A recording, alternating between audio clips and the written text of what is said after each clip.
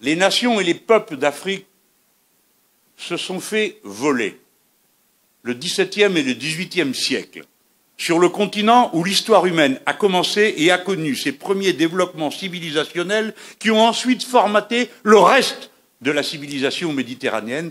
Je pense à l'Égypte antique. Vous vous êtes fait voler le XVIe, le XVIIe siècle et une partie du XVIIIe par l'esclavage. Puis le XXe par la colonisation. Je ne donne pas de leçons, je fais juste la remarque. Les médias actuels ne portent leur attention sur l'Afrique que pour donner des mauvaises nouvelles. Souvent, l'Afrique, c'est le continent oublié. Il est oublié dans les négociations de l'Organisation mondiale du commerce. Il est oublié lors des grandes alliances stratégiques. Lorsque les puissants de la Terre se réunissent, très très souvent, on ne parle de l'Afrique que pour couvrir ses dettes ou pour venir à son aide. Vous savez, souvent, quand on pense à l'Égypte, on ne pense pas à l'Égypte comme un pays noir, n'est-ce pas? Hein, on a eu même, quand on est dans les années 50, 60, les péplums sur l'Égypte. Comment elle est, Cléopâtre? C'est Elizabeth Taylor. Elle est toute blanche. Mais la réalité, c'est complètement différent.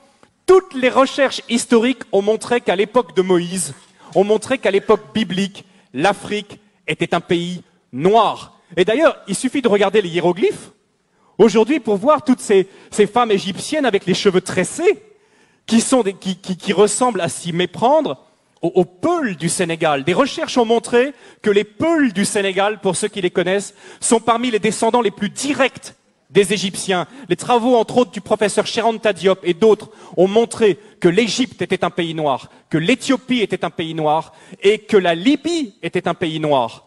On l'appelait la Cyrénaïque, avec la ville de Cyrène, ou la Tripolitaine. C'est un pays noir. Et j'aimerais bien, justement, aujourd'hui, quand on pense à l'Afrique, on pense à quoi? Honnêtement, quelles sont les images qui viennent à nous? Nous qui sommes ici en Alsace. Je ne sais pas vous qui regardez Internet là. Mais on pense à des guerres, on pense à des catastrophes, on pense à des famines, on pense à des ennuis sociaux. Voilà les premières images qui nous viennent lorsqu'on pense à l'Afrique. Est-ce que vous savez que pendant plus de 1000 ans, c'est l'Égypte qui a nourri tout le bassin méditerranéen par son blé?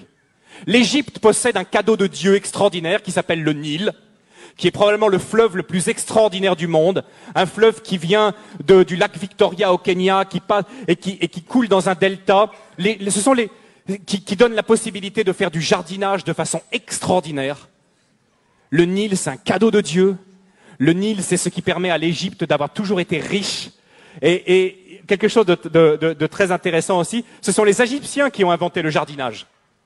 Les pastèques que nous mangeons en été, ce sont les Égyptiens qui l'ont cultivé les premiers. À l'époque, l'Égypte était la première puissance économique du monde. Aujourd'hui, l'Afrique est la dernière puissance économique en tant que continent. Mais il n'en a pas toujours été de même. Ce qui se passe aussi, c'est que l'Afrique était la première puissance militaire à l'époque. À l'époque, l'Afrique était une puissance militaire qui faisait trembler. À l'époque aussi, l'Afrique dominait le monde également par ses connaissances scientifiques. C'était de l'Afrique que venait toute la connaissance. Les Égyptiens ont été les premiers astronomes, ont été les premiers à jeter les bases de nos sciences modernes. Venait également de l'Afrique. C'était aussi une époque où l'Afrique accueillait les réfugiés. Aujourd'hui, on pense que l'Afrique, c'est le pays qui envoie plutôt des réfugiés. Mais à l'époque, l'Afrique accueillait les réfugiés. La grande différence entre l'Afrique et nous, c'est que l'Afrique et les Africains sont concentrés et se focalisent sur les personnes, alors que nous nous focalisons sur les choses. Et le retour, souvent, quand je reviens du Sénégal et que je reviens en Europe, et ma femme a le même sentiment que moi, c'est le matérialisme qu'on retrouve ici, l'attachement passionné aux objets, aux choses. C'est quelque chose qui finit par nous blesser. Et je sais que c'est quelque chose pour tous les visiteurs africains et pour tous ceux qui sont ici qui les blessent. Parce qu'en Afrique, la première chose, la plus importante, c'est les personnes. Vous ne pouvez pas savoir à quel point je bénis Dieu que mes enfants soient élevés en Afrique. Je bénis Dieu. Vous savez, lors de notre premier retour, après 3 ans passés en Afrique, notre premier retour, on avait une petite fille, notre deuxième, Loïs. Je crois qu'elle avait 2 ans.